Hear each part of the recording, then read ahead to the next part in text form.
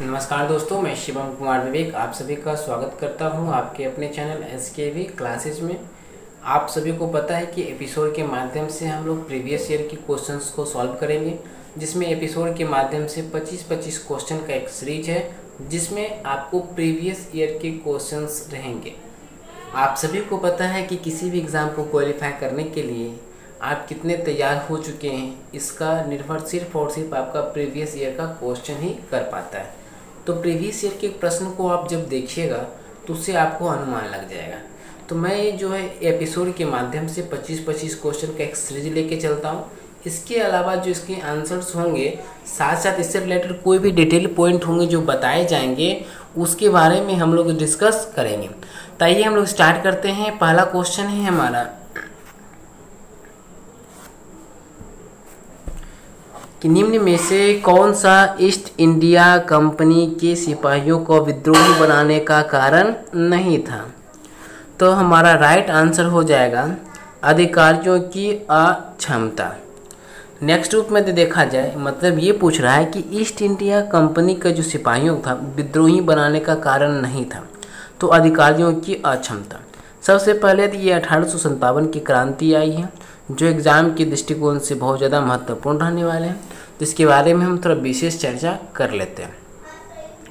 तो यदि देखिए तो 1857 ईस्वी के विद्रोह के कारणों में ईस्ट इंडिया कंपनी के अधिकारियों की अक्षमता नहीं थी, बल्कि उनकी धार्मिक राजनीतिक नीतियां और भारतीयों को गाय और सूअर की चर्बी लगे कारतूसों को दांत से खींचना पड़ता था, जिससे हिंदू और मुस्लिम दोनों समुदाय आहत हुए थे।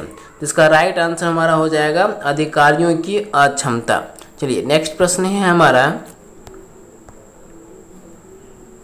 कि मुगल बादशाह बहादुर शाह जफर के बारे में कहा जाता है उसके साम्राज्य की सीमा थी। तो इसका राइट आंसर हो जाएगा चांदनी चौक से पालम तक। देखिए इसके बारे में थोड़ा विशेष चर्चा करते हैं। देखिए मुगल बादशाह बहादुर शाह जफर के बारे में कहा जाता है कि उसके साम्राज्य की सीमा चांदनी चौक से पालम तक थी। वास्तव में भारत में ईस्ट इंडिया कंपनी के शासन के बाद बहादुर शाह जफर नाम मात्र के ही शासक रह गए थे, जिसको 1857 के बाद रंगून, जो वर्तमान में म्यांमार, निर्वासित कर दिया गया था। अर्थात ये बोले तो बहादुर शाह जफर जो थे वो 1857 की क्रांति के पश्चात उन्हें रंगून भेज दिया गया था, जो वर्तमान में म्यांमार के क्षेत्र के अंतर्गत आता है। नेक्स्ट प्रश्न है हमारा 53 में, निम्न में से किस अंग्रेजी ईस्ट इंडिया कंपनी के कंट्रोल के खलीफा बगावत नहीं की थी। थोड़ा वर्ड्स को देखते हैं तो इसको हम कंट्रोल, इसके हिसाब से हम पढ़ के सही से बताते हैं, क्योंकि कुछ वर्ड में आपको थोड़ा प्रॉब्लम हो जाएगा, क्योंकि कुछ टाइपिंग में मिसिंग किया हुआ है। तो निम्न में से किस अंग्रेजी ईस्ट इंडिया कंपनी के कंट्रोल के खिलाफ बगावत नहीं की। तो इसका राइट आंसर हमारा हो जाएगा हैदराबाद का निज़ाम। हैदराबाद का निज़ाम जो है वो अंग्रेजी जो ईस्ट इंडिया कंपनी थे उसके बीच में जो है उसके खिलाफ जो है बगावत नहीं की थी।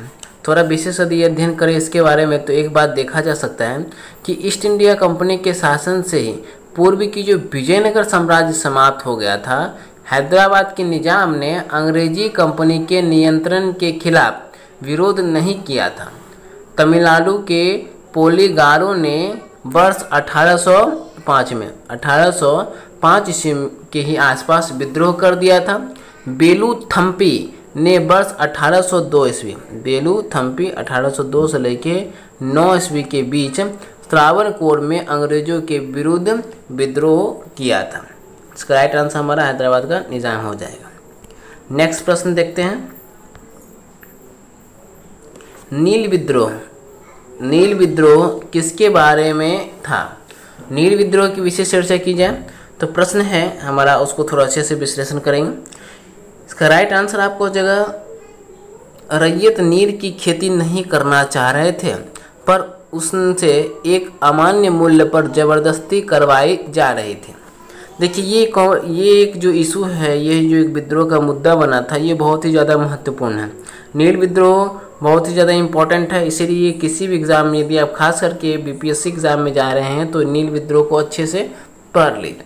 इसके बारे में यदि हम विशेष चर्चा करें तो इसके बारे में विशेष ये बताया जा सकता है कि नील विद्रोह सर्वप्रथम बंगाल में 1856 से 61 के बीच ईस्वी में ही शुरू हो चुका था। इस विद्रोह का कारण था कि किसानों द्वारा जबरदस्ती मतलब मनमानी मूल्य पर नील की खेती कराई जाती थी। किसानों को अपनी भूमि के 3/20 अर्थात 3 कठिया प्रणाली, कट्ठे में 3 जगह जो है नील की खेती कराई जाती थी। और ये होता था कि जब नील की खेती कराई जाती थी तो भूमि बंजर हो जाती थी। इसी संदर्भ में 1917 ईस्वी को गांधी जी का चंपारण सत्याग्रह भी हुआ था। तो नील विद्रोह से ही 3 कठिया प्रणाली जुड़ी हुई है। चलिए नेक्स्ट प्रश्न है हमारा 1875 के दक्कन के दंगों का तात्कालिक कारण था। इम्पॉर्टेंट है। तो पर इसका राइट आंसर हो जाएगा महाजनों के द्वारा ऊंची ब्याज दर। महाजनों के द्वारा ऊंची ब्याज दर लेने के कारण जो है दक्कन के दंगों का एक कारण बना, जो कि 1875 ईस्वी का एक तात्कालिक कारण रहा। इसके बारे में यदि विशेष चर्चा किया जाए तो 1875 ईस्वी के दक्कन दंगों का तत्कालिक कारण महाजन कालूराम द्वारा, ठीक है, एक नाम है कालूराम द्वारा बाबा साहेब देशमुख के खिलाफ अदालत से घर की नीलामी की डिग्री करा ली थी। इससे महाजनों की ऊंची ब्याज दरों के खिलाफ किसानों ने विद्रोह कर दिया। इसका प्रचार जो है प्रसार वगैरह अहमदाबाद, पूना, सतारा, सोलापुर आदि तक फैल गया था। तो महाजन वगैरह तो मनमानी करने लगे थे, उसके कारण से जो दक्कन में दंगा होने लगा था, जो एक तात्कालिक कारण 1875 का बन चुका था। नेक्स्ट प्रश्न है हमारा रजनीपाल दत्त, एक अच्छे राइटर भी हैं। रजनीपाल दत्त ने कहा कि वे साम्राज्यवाद से लड़ते भी थे और सहयोग भी करते थे। उन्होंने किस राजनीतिक गठबंधन के बारे में यह कहा था?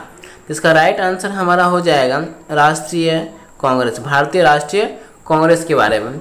रजनीपाल दत्त ने कांग्रेस की उदारवादी नीतियों की आलोचना करते हुए कहा कि वे साम्राज्यवाद से लड़ते भी थे और सहयोग भी करते थे। कांग्रेस की स्थापना वर्ष 1885 अर्थात 28 दिसंबर 1885 ईस्वी को हुई थी, जो वर्ष 1905 तक उदारवादी नीतियों को ही अपनाती रही। कांग्रेस 1905 से अपनी रणनीति में कुछ बदलाव दिया था। नेक्स्ट प्रश्न है हमारा निम्न में से कौन एक राष्ट्रवादी समाचार पत्र है? तो राष्ट्रवादी समाचार पत्र के लिए विशेष रूप से बात की जाए तो इसका राइट आंसर हो जाएगा the times of India. The times of India से एक क्वेश्चन आपको 65वीं बीपीएससी में भी पूछा गया। देखिए प्रीवियस ईयर वाले क्वेश्चन से कहीं ना कहीं क्वेश्चन टैली करता है। यदि सही से यदि आप स्टडी करते हैं तो ये जरूर परख पाइएगा कि प्रीवियस ईयर के क्वेश्चन को अधिकांश टैली किया जाता है, लेकिन उससे ही रिलेटेड पॉइंट रहते हैं। द टाइम्स ऑफ इंडिया का पहली बार जो प्रकाशन किया गया था वो किया गया था 3 नवंबर 1838 ईस्वी को। इसका स्वामित्व जो है ऑनर बेनेट कार्लमैन एंड कंपनी के पास लंबे समय तक था। लिख लीजिए बेनेट कार्लमैन एंड कंपनी के पास था। चलिए नेक्स्ट प्रश्न है हमारा कि बाल गंगाधर तिलक लोकमान्य तिलक के नाम से जाना जाने लगे। तो देखते हैं नेक्स्ट प्रश्न में क्या है। इसका राइट आंसर हो जाएगा आपका उन्होंने शिवाजी और गणपति उत्सव शुरू किया था। चलिए बाल गंगाधर तिलक के बारे में चर्चा किया जाए तो लोकमान्य की उपाधि उन्हें 1897 ईस्वी को रेड एमहर्स्ट की हत्या के बाद चले मुकदमे के दौरान की गई थी। रेड की हत्या का समर्थन करने के कारण तिलक को 18 महीना का जेल हुआ था। चलिए ये क्वेश्चन आपका सही कि शिवाजी और गणपति के उत्सव शुरू किए गए थे लोकमान्य तिलक के, उसी समय उसका नाम 1897 ईस्वी को लोकमान्य तिलक का नाम पड़ा था। चलिए नेक्स्ट प्रश्न है हमारा 59 नंबर में देखेंगे कि सरकार के विरोध में असेंबली में बम फेंकने के समय भगत सिंह की आयु क्या थी। तो भगत सिंह की आयु की यदि हम लोग बात कर लें जो इम्पोर्टेंट भी है, 21 वर्ष से थोड़ा ज़्यादा था। भगत सिंह का जन्म की बात किया जाए तो 80 सितंबर 1907 ईस्वी को इनका जन्म हुआ था। उन्होंने सरकार के विरोध में असेंबली में सेफ्टी बिल के विरोध में 8 अप्रैल 1929 ईस्वी को बम फेंका था, जिस समय भगत सिंह की आयु 21 वर्ष 6 माह और 10 दिन थी। उसके साथ बटुकेश्वर दत्त भी थे। तो इसमें से एक पॉइंट देख रहे हैं, असेंबली पर बम फेंकने वाले कौन थे? भगत सिंह की उम्र 21 वर्ष हो चुका था, अर्थात 21 वर्ष बोले 21 वर्ष 6 महीना और 10 दिन हो चुका था। चलिए नेक्स्ट पॉइंट देखते हैं जो एग्जाम के दृष्टिकोण से महत्वपूर्ण, चूंकि ये सभी प्रीवियस ईयर है तो ये महत्वपूर्ण है ही। जालियांवाला बाग हत्याकांड नरसंहार किस गांधीवादी सत्याग्रह के संबंध में हुआ था? तो देखिए जालियांवाला बाग हुआ था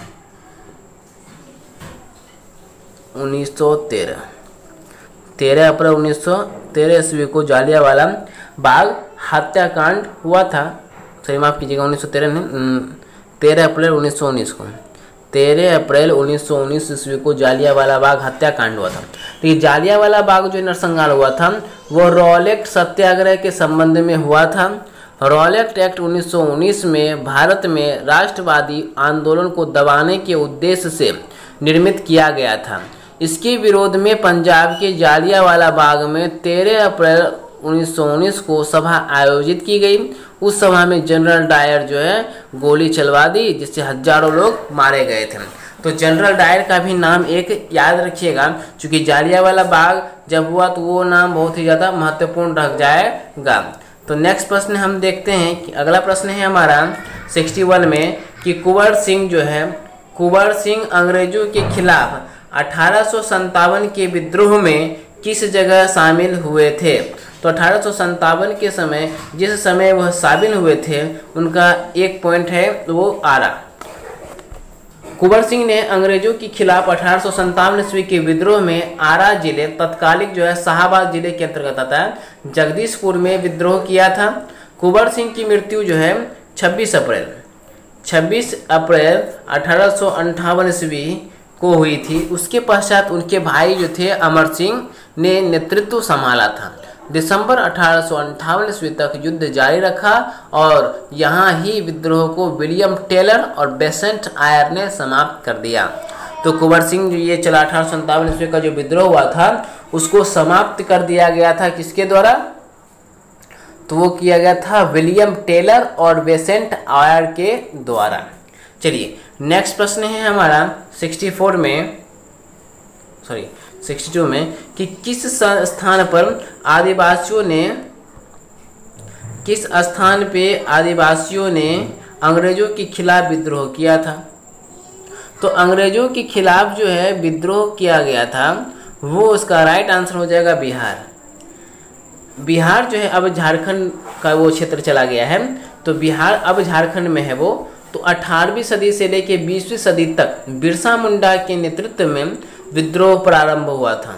यह जनजातियों द्वारा सबसे सशक्त प्रारंभिक विद्रोह था। इसमें हजारों आदिवासी शहीद हुए थे। इस विद्रोह का उलगुलान के नाम से भी जाना जाता है। तो राइट आंसर हो जाएगा बिहार। चलिए नेक्स्ट प्रश्न देखते हैं 63 में है अंतः सदैव सहमति के साथ और अक्सर वाणिज्य मंडल के निर्देशों पर भारत सरकार चलाती है और इसे व्हाइट मेंस बर्डन कहा गया या जाता है। यह किसने कहा था? तो देखिए ये एक इम्पॉर्टेंट पॉइंट है और इस पर थोड़ा याद रखिएगा, इसकी विशेष चर्चा नहीं कर पाएंगे।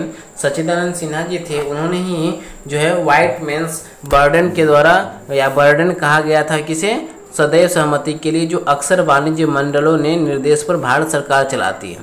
ठीक है, इतना ही पॉइंट इसमें रखते हैं। नेक्स्ट पॉइंट देखते हैं, निम्न में से कौन महात्मा गांधी का भारत में पहला सत्याग्रह था। तो भारत में यदि हम पहला सत्याग्रह की बात कर लें तो इसका राइट आंसर हो जाएगा चंपारण। देखिए इसमें पूर्वी चंपारण और पश्चिमी चंपारण ऐसा करके कुछ नहीं दिया है। यदि ऐसा होता तो पूर्वी चंपारण पश्चिमी चंपारण इशू बन जाएगा। तो ध्यान रखिएगा, पश्चिमी चंपारण के लिए सत्याग्रह किए थे।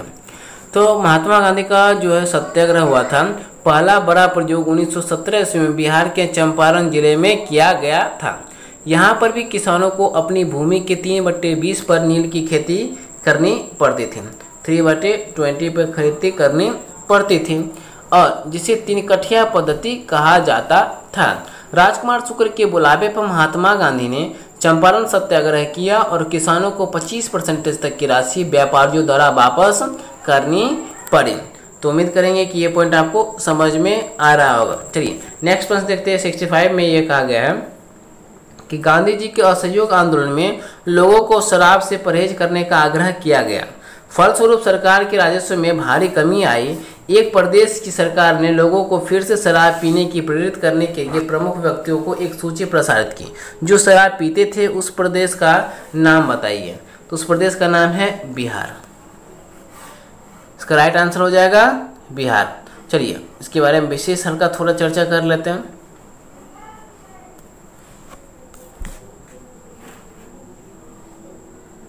कि गांधी जी ने असहयोग आंदोलन में लोगों को शराब से परहेज करने का आग्रह किया था, फलस्वरूप सरकार के राजस्व में भारी कमी आ गई थी, जिसके बाद बिहार सरकार ने लोगों को फिर से शराब पीने के प्रेरित करने के लिए प्रमुख व्यक्तियों को एक सूची प्रसारित की जो शराब पीते थे।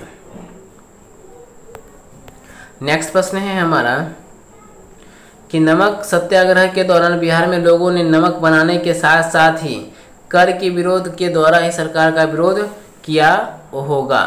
तो इसके बारे में चर्चा करें तो इसका राइट आंसर हो जाएगा आपका चौकीदार। इसके बारे में हमको 1-2 पॉइंट देखेंगे। तो 1-2 पॉइंट में कि नमक सत्याग्रह के दौरान जो है बिहार के लोगों ने नमक बनाने के साथ साथ चौकीदारी कर के विरोध में भी आंदोलन किया था। गांधी जी द्वारा दांडी सत्याग्रह 12 मार्च 1930 को से 6 अप्रैल 1930 तक चलाया गया था, जिसे लेकर गांधी जी ने नमक सत्याग्रह को तोड़ा था। चलिए नेक्स्ट प्रश्न है हमारा कि फरवरी 1938 ईस्वी में बिहार की चुनी गई सरकार ने किस कारणवश इस्तीफा दिया था। तो किस कारण, ऐसी कौन सी परिस्थिति आ गई थी जिसके कारण से इस्तीफा देना पड़ा था। तो इसका राइट आंसर हो जाएगा राजनीतिक बंदियों को छोड़ना। फरवरी 1938 ईस्वी में बिहार की चुनी गई सरकार ने राजनीतिक बंदियों को छोड़ने के बाद अब इस्तीफा दे दिया था। बिहार सरकार का गठन वर्ष 1937 ईस्वी के चुनाव के आधार पर हुआ था, जहां के पहले प्रधानमंत्री, उस समय मुख्यमंत्री को प्रधानमंत्री कहा जाता था, मोहम्मद यूनुस खां थे।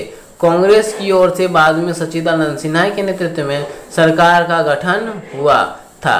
उससे राजनीतिक बंदियों के विवाद में इस्तीफा दे दिया गया था। चलिए नेक्स्ट प्रश्न देखते हैं हमारा, जो एग्जाम के दृष्टिकोण से महत्वपूर्ण है। बिहार किसान सभा की ये क्वेश्चन आपको अधिकांश लगता है बिहार का जब भी एग्जाम दीजिएगा तो ये क्वेश्चन आपको मिलेगा ही, क्योंकि उसकी इस नीति के माध्यम से बहुत ही ज़्यादा जनता को फायदा हुआ। तो नेक्स्ट पॉइंट हम लोग देखते हैं, इसका राइट आंसर हो जाएगा स्वामी सहजानंद सरस्वती। तो सहजानंद के बारे में विशेष यदि हम लोग जानने का कोशिश करें तो बिहार किसान सभा की स्थापना वर्ष 1923 ईस्वी में स्वामी सहजानंद सरस्वती ने की थी। 1936 ईस्वी में अखिल भारतीय किसान सभा की स्थापना की गई थी। इसके अध्यक्ष भी स्वामी सहजानंद ही थे। इस अधिवेशन में 1 सितंबर को 1936 ईस्वी में किसान दिवस मनाने का निर्णय लिया था। चलिए नेक्स्ट प्रश्न देखते हैं हम लोग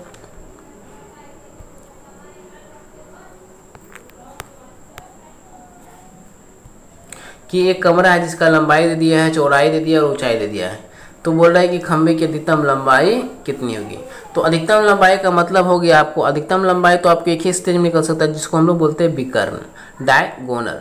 इसके बाद चर्चा किया जाए तो इसमें इसका आंसर हो जाएगा जैसे कि L² + B² + H²।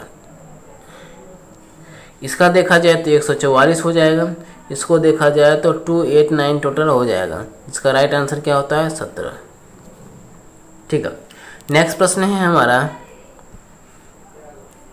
कि एक रेलगाड़ी जिसकी लंबाई 150 मीटर है और उत्तर दिशा की ओर 144 किलोमीटर प्रति घंटा की चाल से चल रही है तो 250 मीटर एक लंबे पुल को पार कर सकती है।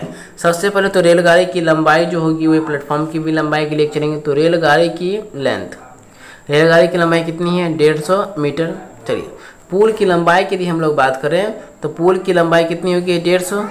यदि कुल दूरी का बात करें तो कितना हो जाएगा 150 प्लस 250।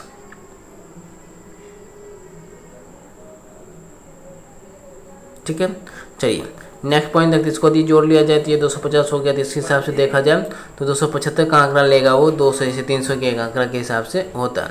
तो एक रेलगाड़ी जिसकी लंबाई हो गया, इस पॉइंट को देख लीजिए। तो इस यदि जब भी स्पीड हम लोग निकालते हैं तो स्पीड को हमेशा माइनस में रखते हैं, चलिए स्पीड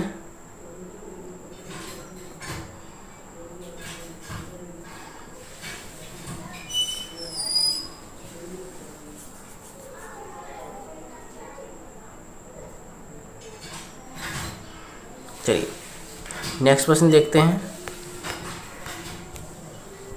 कि एक रेलगाड़ी जिसकी लंबाई 150 मीटर है उत्तर दिशा की ओर 144 किलोमीटर प्रति घंटा की चाल से चलते हुए 250 मीटर लंबे एक पुल को क्रॉस करती है। देखिए रेलगाड़ी वाला प्रश्न हमेशा एग्जाम में पूछे जाते हैं, तो थोड़ा कंफ्यूज हो जाइए ताकि इसको समझना आप लोगों के लिए आसान हो जाएगा। इसको समझने के बाद किसी प्रश्न को यदि सॉल्व करते हैं उससे रिलेटेड तो वो और भी आसान हो जाएगा। तो इसमें इसका प्रश्न देखा जाए, इसका प्रश्न है कि एक रेलगाड़ी जिसकी लंबाई कितनी है 150 मीटर है और उत्तर दिशा की ओर 144 किलोमीटर प्रति घंटा के चाल से चल रही है तो 250 मीटर लंबे एक पुल को पार कर सकेगी। तो सीधा निकालना है टाइम। तो टाइम बराबर क्या होता है हमारा डिस्टेंस अपॉन स्पीड। डिस्टेंस की यदि हम लोग बात कर ले तो टोटल डिस्टेंस देगा, रेलगाड़ी की लंबाई 150 है, ठीक है, और पुल की लंबाई है 250, तो कुल दूरी हो गया 400 मीटर। रेलगाड़ी की गति की बात करें तो कितनी हो जाएगा 144 गुना 5/18, उस हिसाब से मीटर प्रति सेकेंड, और पुल को पार करने में लगा समय 10 सेकेंड, तो तुरंत उसके हिसाब से काम हो जाएगा। चलिए इसका राइट आंसर हो जाएगा, इसको बना दिया जाए थोड़ा तो और भी आसान हो जाएगा। सबसे पहले तो ये डिस्टेंस देख लीजिए 150 प्लस 250 400 हो गया। अब दूसरा यहाँ पे ये भी है कि रेलगाड़ी की गति 144 किलोमीटर प्रति घंटा है, तो किलोमीटर प्रति घंटा को मीटर प्रति घंटा में बदलने के लिए या मीटर प्रति घंटा में बदलने के लिए उसमें क्या किया जाता है, तो उसको उस हिसाब से जो है 5/18 से गुना कर दिया जाता है। 5/18 से गुना कर दिया जाएगा, इसके हिसाब से 40 निकलेगा। तो टाइम बराबर देखा जाए तो 400/40 है, तो इसका राइट आंसर क्या हो जाएगा 10 सेकेंड। 10 सेकेंड ही लगेंगे। चलिए नेक्स्ट प्रश्न है हमारा 1 से लेके 50 तक के बीच में कितनी अभाज्य संख्या हो सकती है। तो पहले जान जाइए कि अभाज्य संख्या क्या होता है। वह संख्या जो सिर्फ और सिर्फ केवल स्वयं से कटता है, वह जो स्वयं से कटता है। फॉर एग्जाम्पल यदि बोले हम लोग, फॉर एग्जाम्पल यदि लिया जाए तो वो और भी आसान हो जाएगा। चलिए कि अभाज्य संख्या किसे कहते हैं, तो वैसी संख्या जो केवल खुद से ही कटे। इसको जब काउंट करेंगे तो वो 15 हो जाएगा। जैसे 2 हो गया, 3, 5, 7, 11, 13, इस हिसाब से देखा जाए तो इसका राइट आंसर हो जाएगा 15। चलिए नेक्स्ट प्रश्न है हमारा, यदि x बराबर -2/3 और इसे इसमें पुट करना है वैल्यू, तो वैल्यू को पुट करना है, उसके हिसाब से हमको ये देखना होगा कि जो आसान और आसानी से और सुगमतापूर्वक हो पा रहा है या नहीं। तो इससे चलिए हम लोग सॉल्व करते हैं कि x का बराबर दिया हुआ -2/3 और इस हिसाब से यदि हमको सॉल्व करें, सिंपल में यदि टाइम है आपके पास तो 9 कर लीजिए और ये 4/9 हो जाएगा, -3 और माइनस प्लस हो जाएगा तो 2/3 और ये -3 गुना माइनस तो प्लस हो जाएगा 2/3 और -11। तो इसका चर्चा किया जाए 9 तो ख़त्म हो गया, ये 3 और 3 ख़त्म हो गया और इस पे चर्चा कर ले लास्ट में जैसे 3 दिया गया है और उसी के अप्रोक्स में देखा गया है कि 2/3, तो ये और ये भी ख़त्म हो गया। तो इस हिसाब से 4 + 2 4 प्लस 2, साथ ही साथ एक 3 बटे इतना है तो इस 3 कट जाएगा तो वो आपका 2 हो जाएगा और 11, तो 8 और माइनस 11, तो उस हिसाब से देखा जाए तो 6 में से 11 गया, 6 में से 13 गया। हाँ, 6 में से यदि 13 गया तो उस हिसाब से हमारा इसका राइट आंसर एक बार क्लियर कर लिया जाए, इसके राइट आंसर को एक बार क्लियर कर लिया जाए तो वो समझना और भी आसान हो सकता है। चलिए, इसमें ये बताया जा रहा है कि इसमें वैल्यू आप पुट कीजिए, ये हो गया आपका वैल्यू, इसको पुट कीजिए। इसको जब पुट करेंगे तो ये हो जाएगा 9, 2 का स्क्वायर 4 और ये 9, माइनस इसको करेंगे तो प्लस हो जाएगा 6/3 और इसको 11, तो ये 9 और ये 9 ख़त्म हो गया। ठीक है, ये 1 और ये 2 हो गया, तो 6 हो गया और माइनस 11 हो गया, तो इस हिसाब से इसका राइट आंसर होगा -5। चलिए नेक्स्ट प्रश्न देखते हैं हम लोग कि एक परीक्षा में प्रत्येक उम्मीदवार हिंदी अथवा इतिहास दोनों लेता है। 66 हिंदी मीडियम में और 59 जो इतिहास में, तो कुल उम्मीदवारों की संख्या 3000 है, तो कितने उम्मीदवार ने हिंदी एवं इतिहास दोनों ही लिया होगा? हिंदी और इतिहास दोनों ही लिया होगा। सबसे पहले तो देख लीजिए, प्रत्येक उम्मीदवार हिंदी अथवा इतिहास अथवा दोनों लेते हैं, तो 66% हिंदी तथा 59% इतिहास लेते हैं। तो कुल उम्मीदवारों की संख्या लगभग कितनी है? तो कुल उम्मीदवारों की संख्या 30,000 है। तो कुल उम्मीदवारों की संख्या 30,000, तो उसी के अकॉर्डिंग हम लोग देखते हैं। इसमें देखिए, इसको निकालने के लिए आप सबसे पहले जानिए कि हिंदी लेने वाले उम्मीदवार कितने हैं। 66 हैं हिंदी लेने वाले, 66 हैं, ये हो गया आपके हिंदी लेने वाले। ठीक है, और दूसरा हो गया आपका इतिहास लेने वाले 59। यदि कुल प्रतिशत यदि बोला जाए तो 66 + 59, उस हिसाब से हमारा 125% होता है। कुल जनसंख्या, कुल संख्या दिया हुआ 3000, तो हम सीधा निकाल लेंगे 25 का 3000%, उस हिसाब से जो होगा हमारा राइट आंसर होगा। चलिए, इसका राइट आंसर यदि हम देखेंगे तो ये हो गया आपका 25 1/100 और ये 3000, 2 0 और ये 2 0 गया, इस हिसाब से 750 रुपये, 750 इसका राइट आंसर होगा। चलिए नेक्स्ट प्रश्न है हमारा, यदि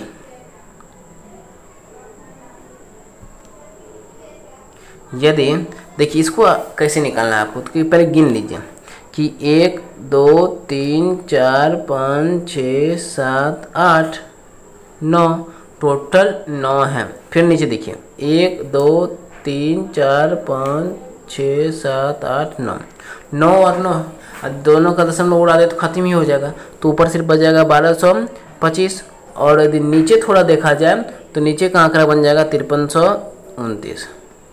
ठीक है, 5329 हो जाएगा। तो 1225 यदि देखिएगा तो 35 का आता है, उस हिसाब से 35, तो इसमें एक ही नजर आ रहा है, तो इसका राइट आंसर ए हो जाएगा। चलिए नेक्स्ट प्रश्न है हमारा, नेक्स्ट और आखिरी, ये इम्पोर्टेंट भी है सवाल। यदि x + 1/y = 1 और y + 1/z = 1, तो z + 1/x बराबर क्या होगा? इसका यदि सही आंसर देखा जाए तो इसका राइट आंसर निकालते हैं हम लोग, तो सॉल्व करने के पश्चात इसका राइट आंसर आपको आ जाएगा 1। इसको यदि सॉल्व किया जाए तो, क्योंकि यदि x देखा जाए x + 1/y = y है और y + 1/z का वैल्यू 1 है, तो इसको यदि कैलकुलेशन के हिसाब से सॉल्व किया जाए तो इसका राइट आंसर 1 आ जाएगा। अभी तक के लिए इतना ही रखते हैं, बाकी हम लोग मिलेंगे नेक्स्ट एपिसोड में, तो देखेंगे और भी चीज़ें, तो उस हिसाब से हम लोग देख लेते हैं ताकि समझना और भी आसान हो जाए। चलिए 1-2 प्रश्न और भी देख लेते हैं। 2017-18 में बिहार में कृषि में कार्यरत जो है जनसंख्या प्रतिशत कितनी है? कृषि पे कार्यरत पूछा जा रहा है, तो उम्मीद करेंगे कि इस प्रश्न को, ये चूँकि एक आंकड़ा भी बताया जाए तो भिन्न है, लेकिन 2017 और 18 में बिहार में कृषि जो कार्यरत जनसंख्या है उसका प्रतिशत पूछा गया है, तो इस हिसाब से इसका सही आंसर हो जाएगा 68%। चलिए नेक्स्ट प्रश्न है हमारा,